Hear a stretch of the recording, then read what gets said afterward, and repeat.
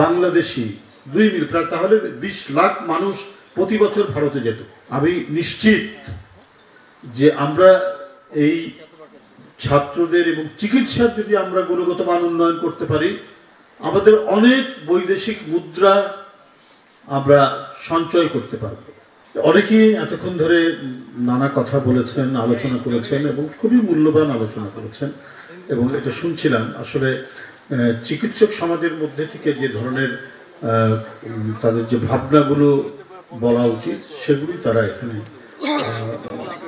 উত্থাপন করেছেন, যেটা অত্যন্ত মূল্যবান। যে আমাদের শুধু মেডিকেল কলেজ করলেই তো হবে না, মেডিকেল কলেজের কোয়ালিটির যে ডেভেলপমেন্ট করতে হবে, এটা যে উন্নয়ন করতে হবে, সে কথাও এখানে আলোচনা করেছেন। এটা আসলেই অত্যন্ত সত্য কথা যে মেডিকেল কলেজ প্রতিষ্ঠা হয়েছে, এর মধ্যে অনেক মেডিকেল কলেজ প্রতিষ্ঠা হয়েছে আমাদের সময়ে বা আমাদের পরেও।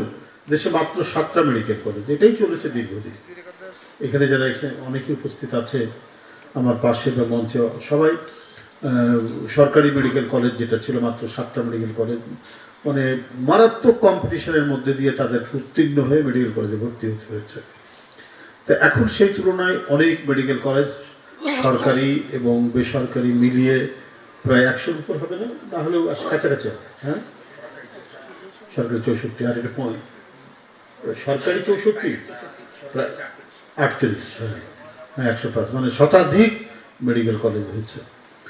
তো যাই হোক, মূল যে বিষয়টি সেটা হলো যে এটার গুণগত মান উন্নয়নের দিকে লক্ষ্য রাখতে হবে। 25 বছরের ওয়ারেন্টিযুক্ত দীর্ঘস্থায়ী দরজা প্রোটেক্টর, আধুনিক ও মজবুত দরজা। বিএনপি যদি ক্ষমতায় যায় জনগণের ম্যান্ডেট নিয়ে, তাহলে এখানকার যারা চিকিৎসকরা রয়েছেন তারা এই বিষয়গুলি খেয়াল রাখবে। এটার বিকল্প কোনো কিছু নেই, বিকল্প কোনো কিছু হতে পারে না। আমি নিশ্চিত যে আমরা এই ছাত্রদের এবং চিকিৎসার যদি আমরা গুণগত মান উন্নয়ন করতে পারি, আমাদের অনেক বৈদেশিক মুদ্রা আমরা সঞ্চয় করতে পারব, আমরা সংরক্ষণ করতে পারব। কিছুক্ষণ আগে আমাদের একজন নেতা আসাদুল করিম শাহীন বলে গেছেন, অত্যন্ত সত্য কথা, অত্যন্ত সত্য কথা।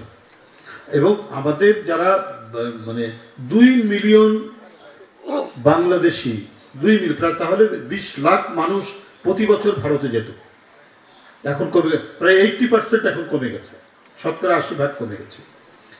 এটা যেত, যার উদ্দেশ্য যে শুধু চিকিৎসা তা নয়, ব্যবসা বাণিজ্য করতে যেত, সেটা সামান্য, কিন্তু আপনার ইয়েতে যেত, চিকিৎসার জন্যই বেশিরভাগ যেত। এটার উদ্দেশ্য চিকিৎসা প্লাস একটা ট্যুরিজম, একটু বেড়ানো হয়, অনেক বড় দেশ, অনেক কিছু আছে দেখার, এটাও হয়।